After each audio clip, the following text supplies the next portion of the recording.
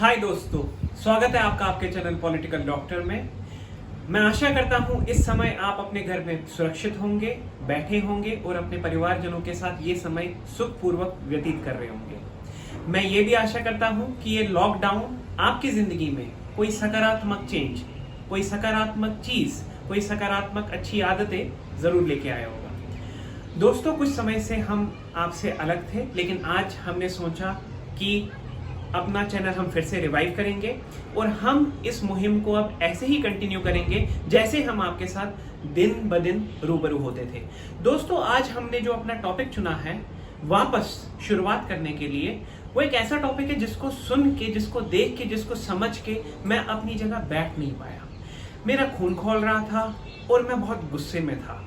दोस्तों, ये टॉपिक है जो रिसेंट किलिंग हुई एक कश्मीरी पंडित की, अजय पंडित नाम का एक बंदा, जो कश्मीर में लुकभवन नाम का एक गांव, जो एक अनंतनाग जिले में स्थित है। ये वही अनंतनाग है जिसको आजकल के टाइम में लोकल एरियाज में इस्लामाबाद का नामकरण भी किया गया था, लेकिन आज भी हिंदुस्तान के लिए इसका नाम अनंतनाग ही है और इसका नाम अनंतनाग ही रहेगा।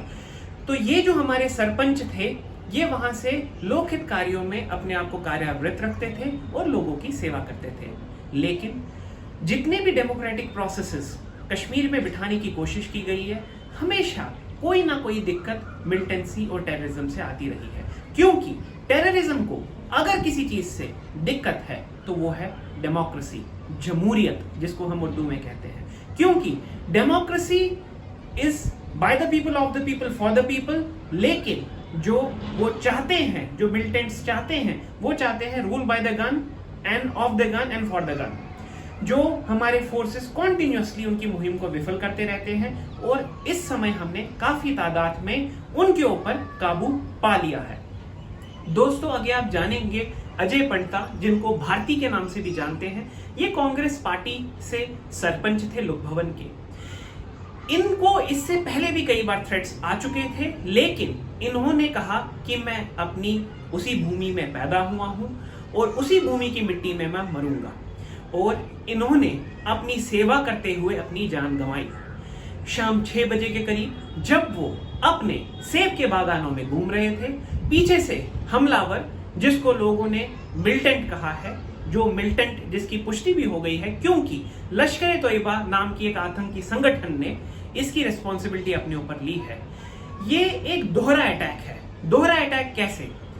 पहला कि जो हमारी डेमोक्रेटिक प्रोसेसेस इतने टाइम से संघर्ष करके वहां पर फोर्सेस, आईबी, रॉ, जितने भी इंटेलिजेंट एजेंसीज हैं वहां पर, और जो पीपल सपोर्ट है, सिविल सोसाइटी सपोर्ट है, जो वहां एक जमहूरियत बिठाने की कोशिश कर रही है, इस चीज से उसको धक्का पहुंचा है। क्योंकि ये रिसेंट टाइम में एक पहली किलिंग है जो कश्मीरी पंडित की हुई है। दोस्तों, आपको मैं याद दिलाना चाहूंगा, 1989 से मिलिटेंसी कश्मीर में आई थी, इसके बारे में आपको बताने की कोई जरूरत नहीं है। लेकिन तब से लेके आज तक कश्मीरी पंडित का मसकर, जो 92-93 के बाद जो केसेस थे, बहुत ही कम गिने चुने थे और शायद रिसेंट टाइम्स में पिछले 10 सालों में थे ही नहीं। और जो ये इवेंट हुआ है, इससे return of Kashmiri pandits and return and rehabilitation of जो कश्मीरी पंडित का एक बहुत बड़ा एजेंडा है, उसको भी एक बड़ी बेहद क्षति पहुंची है। क्योंकि लोगों के मन में एक डर बैठा, जो कम्युनिटी तैयार थी जाने के लिए कि कश्मीर में अभी भी माहौल कंड्यूसिव नहीं है, मतलब रहने लायक नहीं है। इसके रहते हुए बहुत सारा हमारा कश्मीरी पंडितों में तबका ऐसे भी है which still does not care, जो इस चीज को मानता नहीं है। वो कहते हैं कि चाहे हम मरेंगे तो अपनी भूमि में ही मरेंगे, अपनी भूमि में काम करते ही मरेंगे, जहां हमारे पूर्वजों ने काम किया है, प्रॉपर्टी खड़ी की है, बिजनेसेस खड़े किए हैं, अपना जीवन व्यतीत किया है, उसी भूमि में हम मरेंगे। लेकिन जो ये आतंकी संगठन है, इस प्रोसेस को डीरेल करने की पूरी कोशिश करते हैं। अब इस जो पूरे घटनाक्रम का संक्षेप निकला है, वो ये निकला है कि कल आपने देखा होगा और 5 आतंकी मारे गए, और हर दिन ऐसे ही ये कार्यक्रम चलता रहता है। आप सुनेंगे 5-6 मरते रहते हैं। अब हिंदुस्तान का जो पॉलिसी टुवर्ड्स टेररिज्म है, वो आयरन हैंड पॉलिसी है। आयरन हैंड पॉलिसी का मतलब ऑल आउट पॉलिसी, मतलब जिसने गन उठाई वो मरेगा।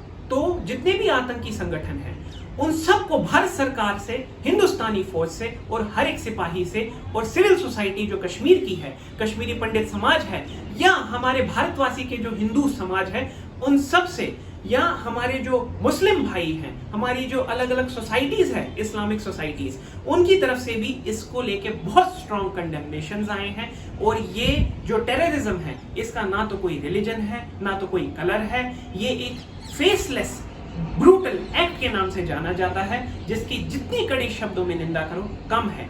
और हम सबको इसके खिलाफ इतनी ही तेजी से मोर्चा रखना है जितनी तेजी से हम मोर्चा रखते आए हैं, और आज नहीं तो कल हम जरूर इस मिशन में कामयाब होंगे। मैं आपसे इतने छोटे से शब्दों के साथ विदा लेना चाहूंगा, क्योंकि हमारे पास समय आज कम है, लेकिन इस वादे के साथ कि हम फिर से मिलेंगे एक नए टॉपिक के साथ, एक नए दृष्टिकोण के साथ, और उसको एनालाइज करेंगे। जय हिंद।